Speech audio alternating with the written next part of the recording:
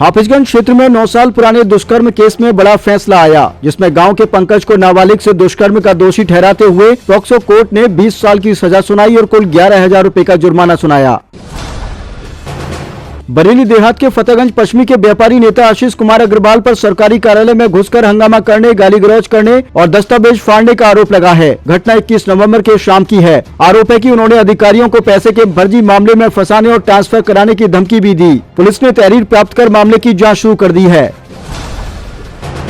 बरेली के collectorate gate पर शुक्रवार को अचानक हंगामा हो गया, जब एक शादीशुदा महिला को उसका ही रिश्ते का भतीजा आकाश रोककर प्रेम का दावा करने लगा। महिला राजवती अपनी मां और 2 बेटियों के साथ काम से कलेक्ट्रेट पहुंची थी। इसी दौरान सूरत से आया आकाश सड़क पर ही उसे पति सत्येंद्र को छोड़ने की धमकी देने लगा। मामले में राजवती का आरोप है कि आकाश पहले से गलत नजर रखता था, जबकि आकाश का दावा है कि महिला की मां ने ही उसे सूरत बुलाकर शादी का भरोसा दिया था। बरेली के पुराने रोडवेज बस अड्डे पर शुक्रवार दोपहर एक यात्री की अचानक मौत हो गई। शहर के बमनपुरी निवासी कैलाश गुप्ता अपनी बहन और भांजे के साथ काशीपुर जाने के लिए बस का इंतजार कर रहे थे। इसी दौरान वे अचानक जमीन पर गिर पड़े। परिजनों का कहना है कि उन्हें हार्ट अटैक आया और कुछ ही पलों में उनकी मौत हो गई। सर्दियों में बुजुर्गों की सुरक्षा के लिए योगी सरकार ने बरेली में 6185 कंबलों के वितरण का आदेश जारी किया है। डीएम अविनाश सिंह ने कंबलों की गुणवत्ता की जांच की और सभी तहसीलदारों को पारदर्शी वितरण का निर्देश दिया। पहले चरण में सदर में 2000, बहेड़ी, आंवला, नवाबगंज, फरीदपुर और मीरगंज में 837 कंबल बांटे जाएंगे। बरेली देहात के अलीगंज सिरौली मार्ग पर खेलम देह जागीर गांव के पास देर शाम एक दर्दनाक सड़क हादसा हो गया। आलू से भरी ट्रैक्टर ट्रॉली और तेज रफ्तार कार की आमने सामने की टक्कर में 2 लोगों की मौत हो गई, जबकि 5 लोग गंभीर रूप से घायल हुए हैं।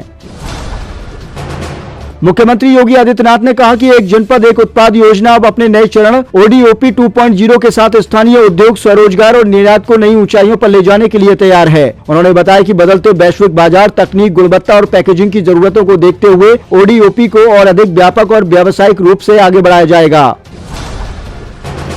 सपा के राष्ट्रीय अध्यक्ष और पूर्व मुख्यमंत्री अखिलेश यादव ने गोसाईगंज में प्रेस वार्ता कर बीजेपी एसआईआर प्रक्रिया और 200 करोड़ के कोडिन सिरप घोटाले पर गंभीर आरोप लगाए। कहा, एसआईआर गरीबों को परेशान करने का तरीका है। बीजेपी संविधान नहीं मानती, बुलडोजर कार्रवाई पर तंज, न्याय के लिए चलने वाला बुलडोजर गायब है। इसके साथ ही परिनिर्वाण दिवस कार्यक्रम की परमिशन रद्द करने पर सपा ने नाराजगी जताई।